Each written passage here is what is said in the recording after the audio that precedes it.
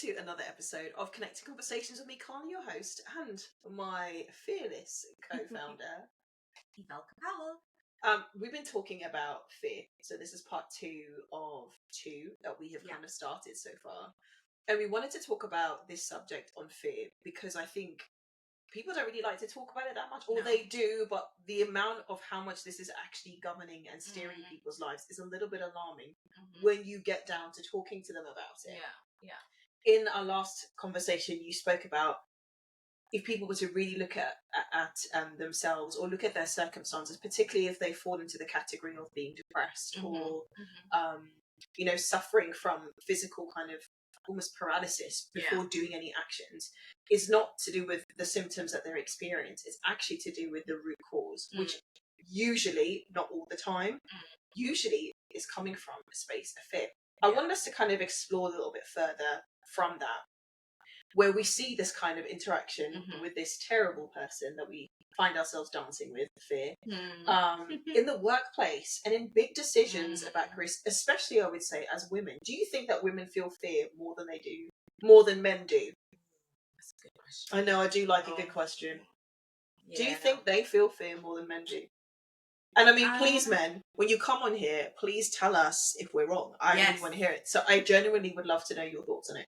Yeah, I've never actually considered or thought about it in that context, whether we fear more than men. But if I think about some of my interactions with male colleagues and men in general, there is definitely a sense of boldness that they have. Where do you think that comes from?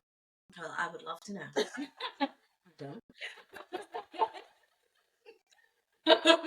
But I do think there is an ego that men carry more than women, and so they feel more empowered or more egotistic or more bold or confident to do things and to ask for things more than women. And we see that from job descriptions when, a man and a woman decides to apply for a job, a woman will only do it if they meet 100% of the criteria, compared with men who will probably do it for 60% or 70%. So there is definitely a sense of, I can do it. Okay. And for women, and I'm not saying all women, but for some women, they may feel like they would have to question or take some time to really critically analyze what the situation is before they make a move. So I do think we're probably a bit more decisive. Okay. I wouldn't say fearful, but maybe that decisiveness and carefulness stems from making bad decisions or making the wrong decisions, because from a societal perspective, women are meant to uphold a certain standard. And if we do not meet that standard, then we get ridiculed or criticized for it. So I think it does drive or stem from fear at the core. At failing to meet the standard. Yeah. Interesting. That aspect. But I don't think there is, I don't know, it's quite a difficult one. And I do wonder about that. Like, is it to do with fearlessness that men have in comparison to women when they show more ability and freedom to take the leap? Or is it to do with there's just a different processing that's operating between men and women? And like you said, like, this could be down to, the age-old thing about how it is that, society has engineered a certain outlook and experience or narrative that men have been taught from birth about what their expectations should be of the outside world. Like, try new things. Oh, boys will be boys. They're gonna bash things up when they're small and break things. But that's okay. It's part of figuring that out. For a girl, no, you're being super untidy. And then this was connected to, as you say, their self-worth and their ability to perform the upholding of a standard that they've never seen, they've never heard, but they've been led to believe by all of this feedback from very early on is engineered as a framing of how they see themselves and having extra precaution to avoid all of the disappointments of fulfilling the standard. Again, major theory. Please tell me if I'm wrong. If we're wrong. But again, this is my suggestion. Is that what's happening at play there? Is it really a sense of fearlessness that men may have in comparison to women? Or is this actually, there is difference in our processing and approach because of what society is? It could just be a bit of both, really. I don't think I think they both stem from the same place. Interesting. But I think, and it also depends on the type of upbringing. Yeah, and the environment. And the environment that you're in. But if we're talking about in the context of the workplace, you would tend to see that, and we see from the statistics, there are more male entrepreneurs than there are women, because women love that security blanket. And I know someone recently quit their job. Okay, that's neat. And, decided to go full into this entrepreneurship world. And I think my question to you is, was there a fear that your security blanket of having a secure job impacting your decision to do it or not? And do you think could you have done this earlier on? And if so, do you think that was fear holding you back? Or do you think you're just in a better position? That's a good question. So in some way, when I made this decision about just go fully fledged into pursuing the things that you've waited such a long time to do, which was the thought behind it. And thankfully I had the support of my husband. And that's been the security blanket for me, because I've never been on my own with that, if that makes sense. And that decision, that was a joint one. I mean, even when we started, I was like, I need to be working, bringing in my quota, we're a team and all that kind of stuff. And that was kind of my perception. And he was like, yes, but his perception of his role of being in our family is well, actually it's always going to be, he feels it's always going to be his job to be the absolute baseline of the security of our family in that way, which I'm so grateful for. And I got really privileged with that. But at the time we made the decision, and it was a couple of months before the notice period kind of ran out. And he also didn't then, he's been redundant for the last year, and it was great, and it actually worked out quite well for us, so we had the freedom to actually figure some stuff out. And then it's come to the end of the redundancy, and he has also not been working, and so I'm like, why did I make this decision? But even in the job that I had was part-time, because I was trying to make room for the stuff that we're building here with Cohesia Connect and the other avenues that we're really pushing right now with entrepreneurship. But I was like, even this part-time job would not be enough to sustain where we're going. And I did have to take a quick check. I'm like, I actually have a choice here to be fearful, because as we mentioned earlier, my big thing is security. Yeah. But also some of the things, and I think maybe this is with age, or don't get me wrong, it was definitely daunting. Yeah. But that debilitating, that kick, I feel sick in my stomach every day. I can't function. I can't think. That kind of stress did not kick in. And maybe that's to do with being someone who comes from, I subscribe to a faith philosophy. That was also something do I really believe what I say I believe in terms of trust, that my provisions will be catered for, which is a large part of biblical teaching. And that doesn't mean that I don't have a responsibility to do my part in stewarding well. That doesn't mean that there's, they call this, there's a fine line between faith and foolishness. Yes, I took some really big faith steps, which will look like risks to many people. Yeah. But I've also felt like it's been a long time coming. I've felt like there's never really been coincidences of what's happened in my life.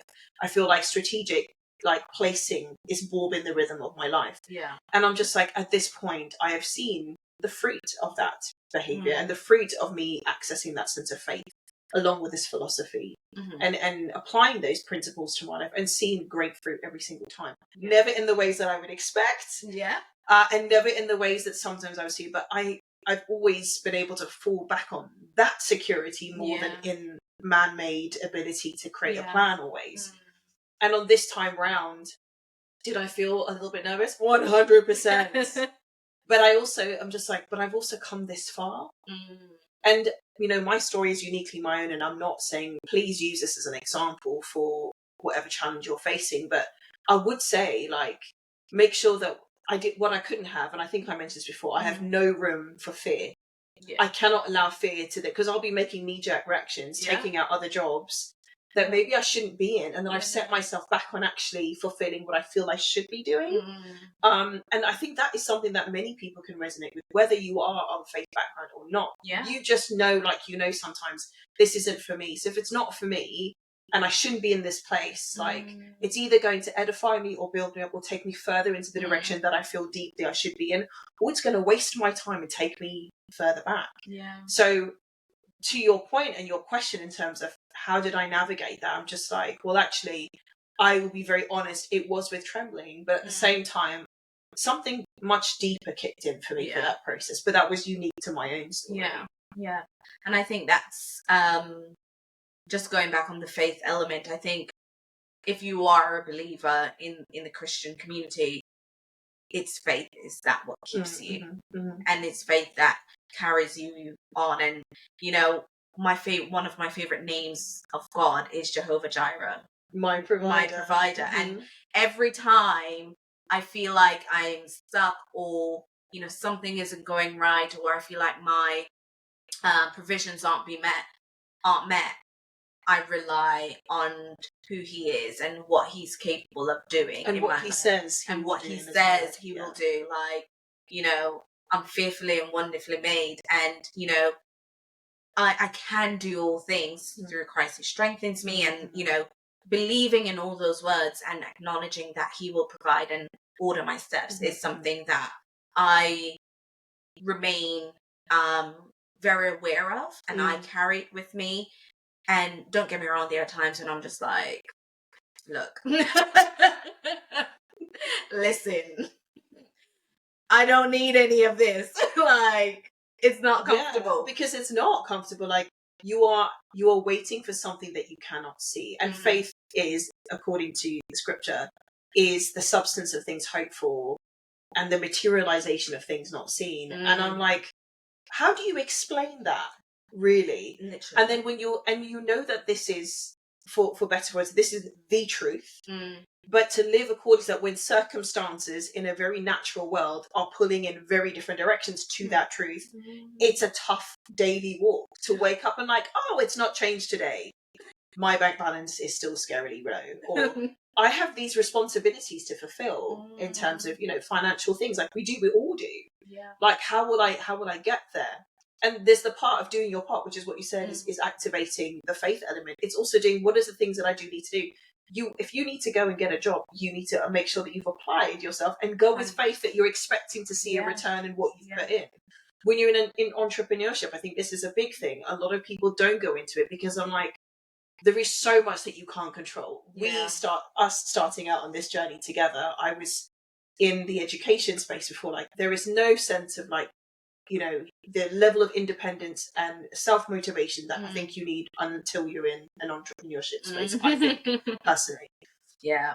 And experiencing that in terms of, we've learned that actually every business is different. Yeah. Every business is kind of organic. When people start talking about their business as their baby, I'm like, what does that mean? Now I see that. Yeah. You are investing your time, your creativity, your physical health, your just like all of the cerebral things that make you. You have to go into it with everything. Yeah. And I'm like, what does everything mean? And for some people, this is where like the lights really go in terms of, oh, that's really way further than I thought I would need to give, or these are the sacrifices I didn't expect that I would encounter. But the more and more you listen to other entrepreneurs or successful business people, this is the thing they talk about commonly, isn't it? And the fear of like, I'm gonna keep going anyway. Yeah, I'm gonna believe that dream, which effectively is faith, whether they're not they're saying it. But it takes faith to walk outside of your door every day, get in your car and drive and be okay to come home. Yeah. But it's the same principle, but just on a larger scale, with way more liabilities and way more responsibilities or risks at play. Yeah. And I think even if we just to touch back on some stats, like with there being more men than women in entrepreneurship, I think there's also this fear of failure that women carry.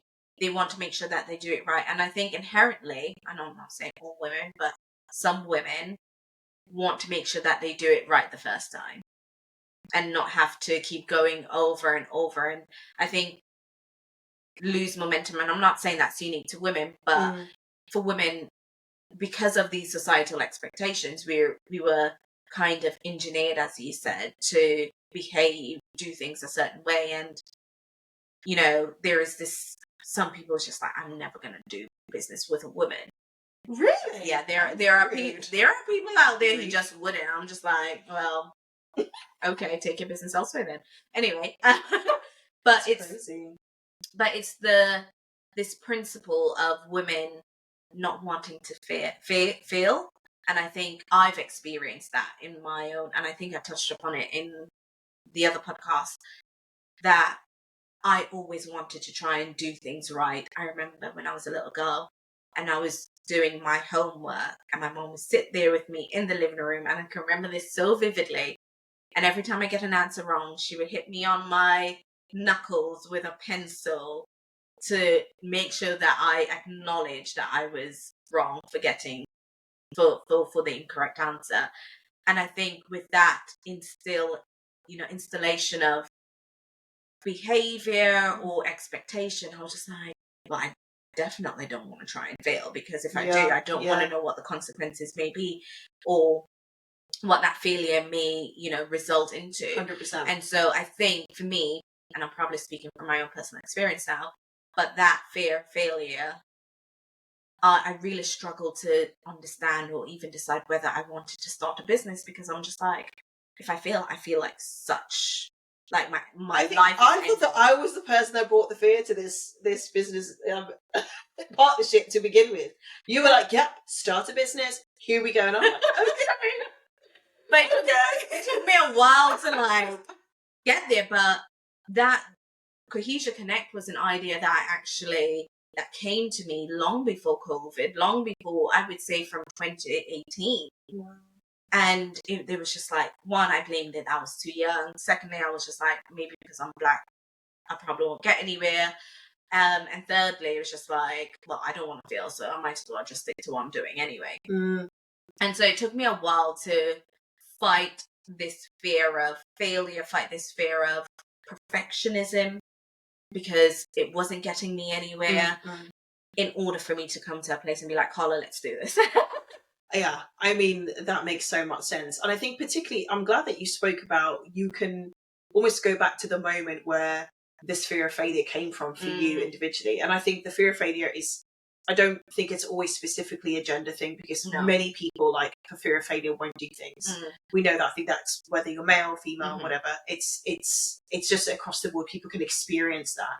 I think also when it comes to the workplace, if we are going to talk specifically about women in entrepreneurship, or where we see a lack of fearlessness in them, is because this space of welcoming women into, historically speaking, very male dominated spaces, we know that they're waiting for one opportunity for you to like fail at something, and then it justifies an overarching, overwhelming voice that makes you feel like this is why they weren't there in the first place. Yes. It's that kind of attitude that I think might be, when it comes to women in entrepreneurship, their kind of fear of failure, or their kind of hesitancy to take those risks or to be fearless, is there grace period for them. If somebody else does it, I mean, if we hear, like, I used to watch that wonderful program Suits, like, and there was a period where one of the characters became an investment banker, lost millions in a day. Wow. But this is expected from a Wall Street, big personality. You get in there, they're predominantly male. I do wonder, like, and it's their playground, and it, like you said, in that is like, it's the energy that they bounce off each other. There's ego. Look what I can do, and it's attached to money. It's power. And if I lose it in a day, I'm like, oh, the crash. Oh, but feel so sorry for him. But he'll be out there again tomorrow. Yeah. I did not see any characters doing that in terms who were female. And I'm just like, there is, in that same show, Suits, you've got a very powerful Black female leader, which was, I'm just like, I love this show that it's got this in there.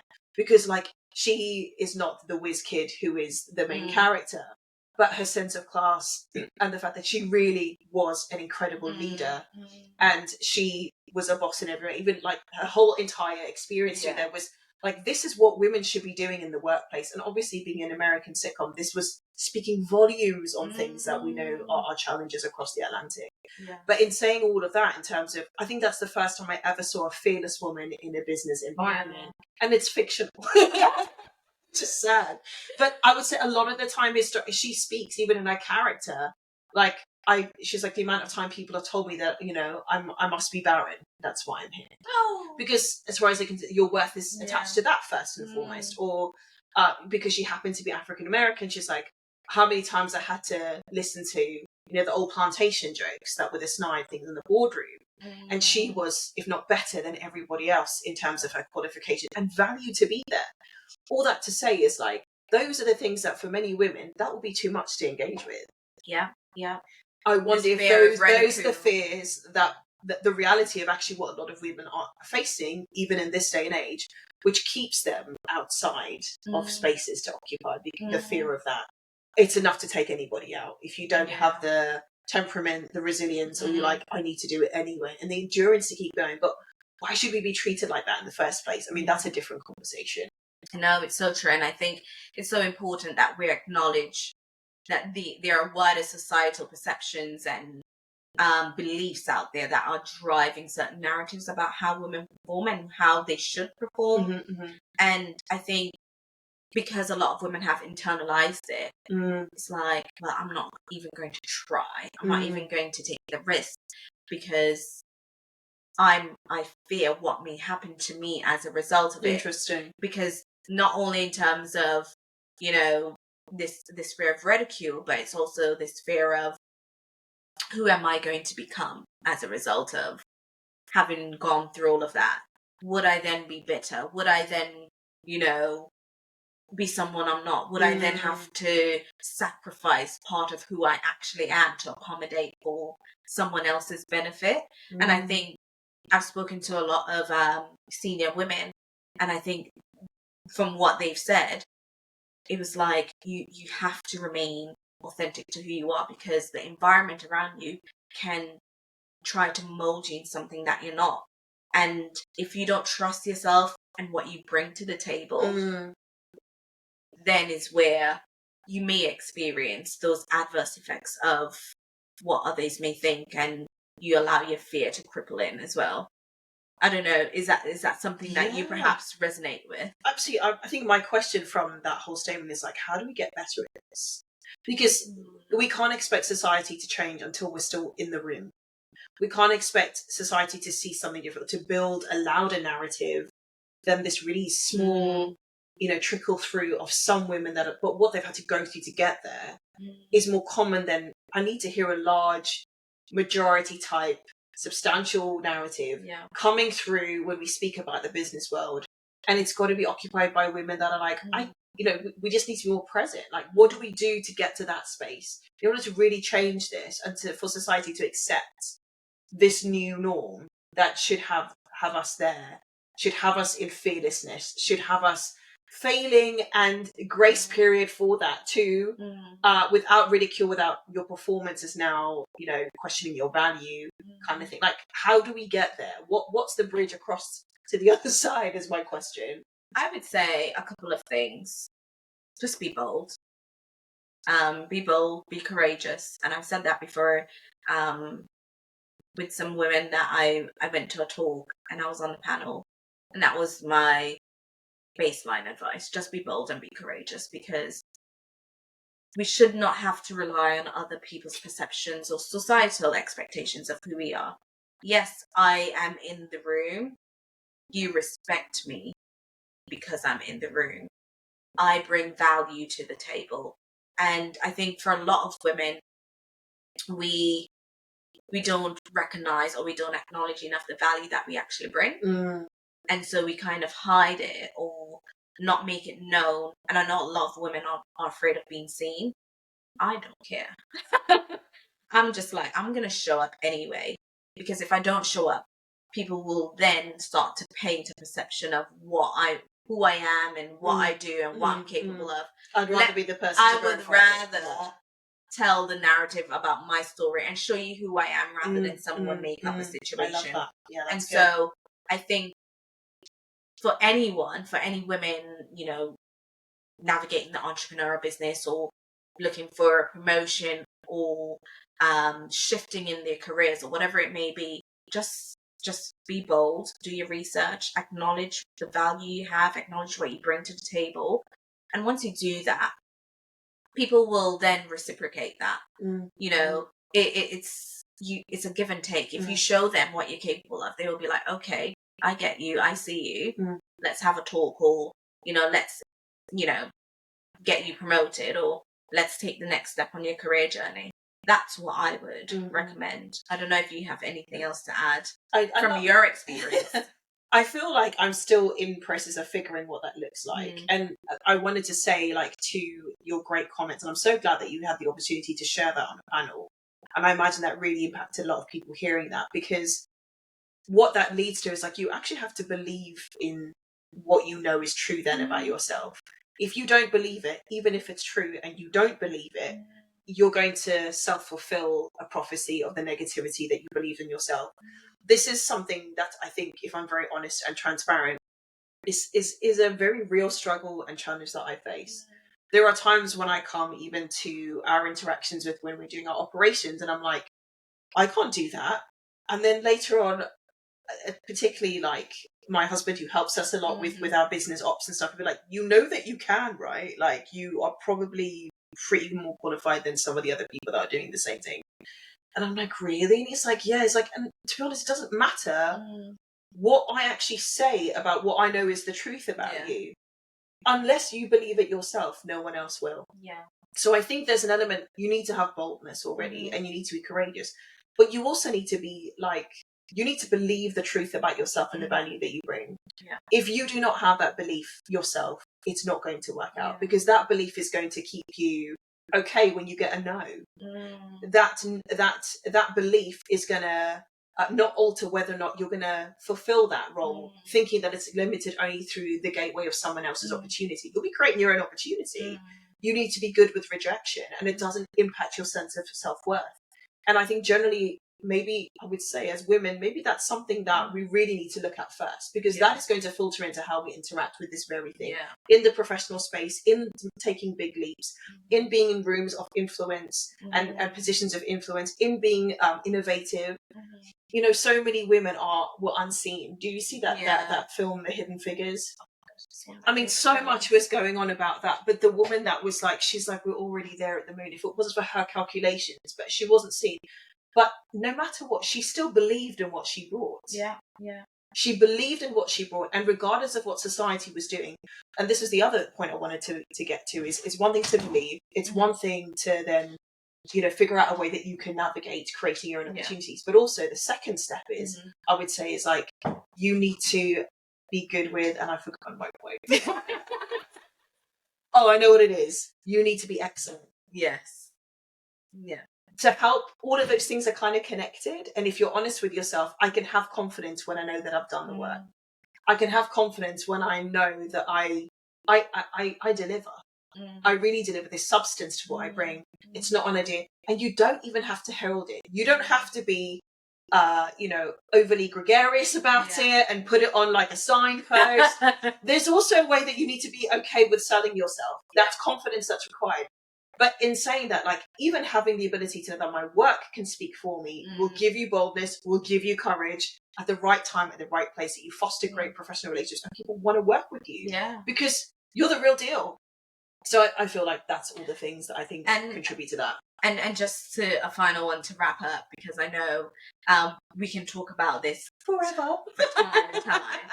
But do you think you've got into a space where you are bold, you are courageous, and you are embracing your excellence? Oh, wow. That's a big question. I think I'm still getting there. It's a journey. I think I'm better than what I was. I think as well, like, when you've been toiling for certain types of dreams for a long time, that's tough. Yeah. So the other thing that I do, as you know, is music. And I've been doing this for a really long time. We've mentioned this before. But like, we've been around since like 2008. I've been doing stuff like that's a long time, and it's so interesting. Like, in the gospel music scene that I'm now, you know, occupying space with, which has been exciting.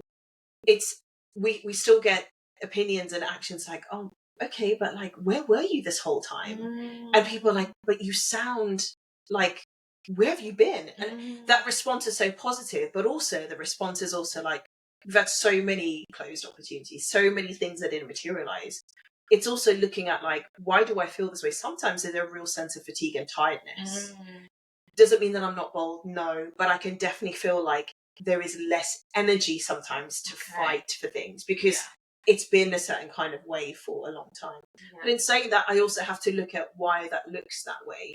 And maybe it's not other people's responses. Maybe it's just about timing. Maybe I wasn't in the right place at the right time. Maybe I didn't have the right gusto, and I didn't do all the things that really I should have or could have done in my power. I went with what I knew, but what I know is not all there is to know and what there is to do. So lots of things there. But even in that experience, that was the reality that I was experiencing. And sometimes I think that does hinder, like, am I able to bring value in? Not quite seen it materialized yet always. So based on what you know now and your journey thus far, because like you said, you still have a long way to go, like we all do. We all do. But what would you say to that teenage Carla who is navigating life, trying to figure out, knowing what she held and knowing what she was capable of holding? What advice would you give to that younger Carla? Just do it anyway. Just go and do it anyway. I think I spent a lot of time feeling the impact of what we spoke about earlier, of just like society as a standard that expects you to perform. I think that was a lot to do with how it is that I felt growing up. Yeah.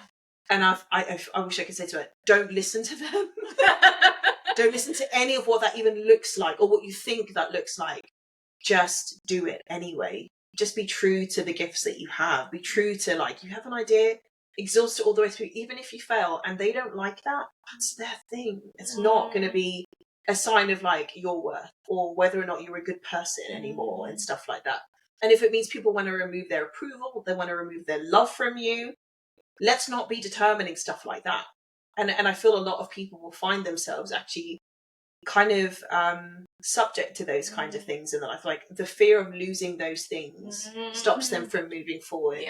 I would say to their young version of me, like, these things, like, people are so fickle. Don't trust that. Go and do the things that you know you should be doing.